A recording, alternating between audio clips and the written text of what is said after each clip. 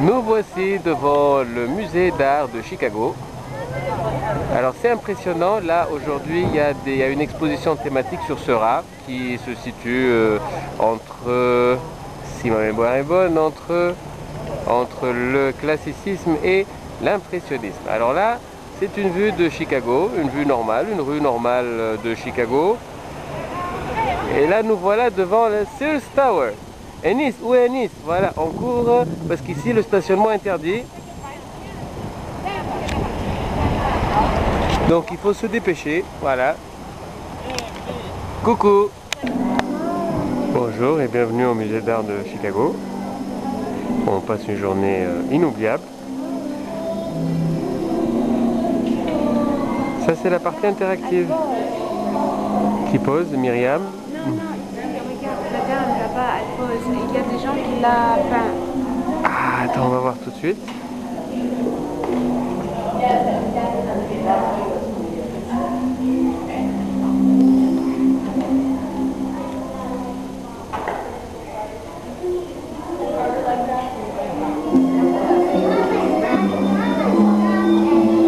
Ambiance 19e siècle garantie.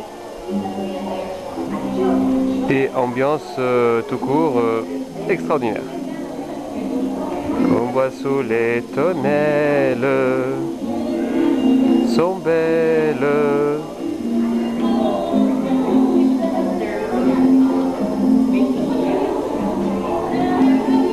Chérie, tu te rappelles quand on a parlé des tonnelles? Quand je t'expliquais ce que c'est que le mot tonnelle, ben voilà la chanson. Sous le petit vin blanc qu'on boit sous les tonnelles. Donc apparemment on ne déteste pas autant les Français ici, hein? Non, c'est tout ce qui est élégance. C'est tout ce qui est élégance. Voilà. Que penses-tu de l'élégance? Français.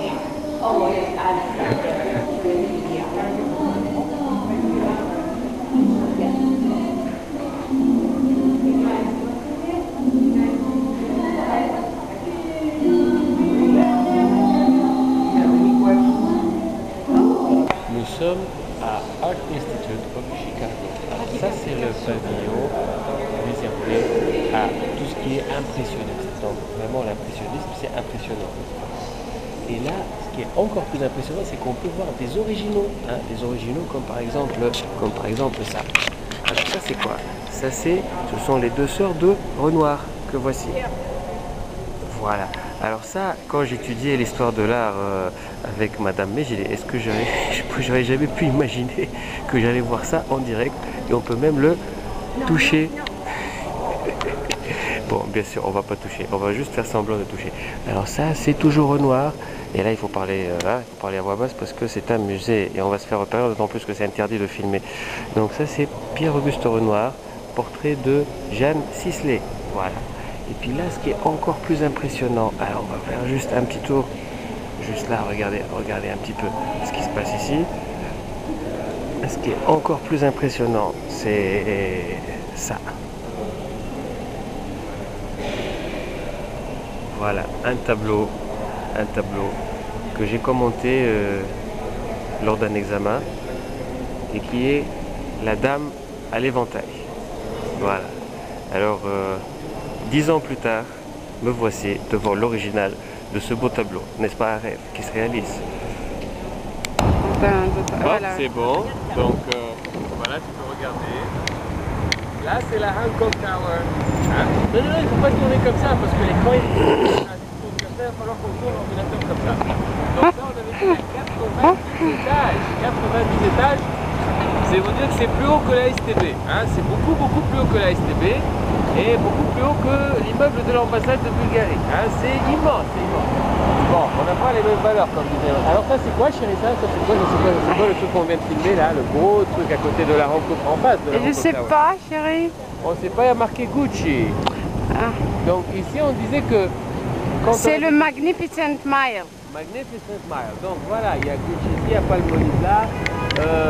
Une de ces soirées, on va aller au club de House of Blues. House of Blues. Et on va voir plein de bluesman parce que Chicago c'est quand même la ville du blues. Et oui. Et donc, on se disait que si on habite ici, vraiment, on a l'impression d'être au centre du monde. Et que peu importe où on va après, ça paraîtra toujours un petit peu moins important. Hein, n'est-ce pas? Donc, habiter ici, c'est un petit peu comme quelqu'un qui atteint tous ses rêves. Donc, qui a réalisé tous ses rêves et qui atteint tous ses objectifs. Donc, dans ce sens-là, il vaut mieux vivre à Tunis. Parce que quand on vit à Tunis, on a encore plein de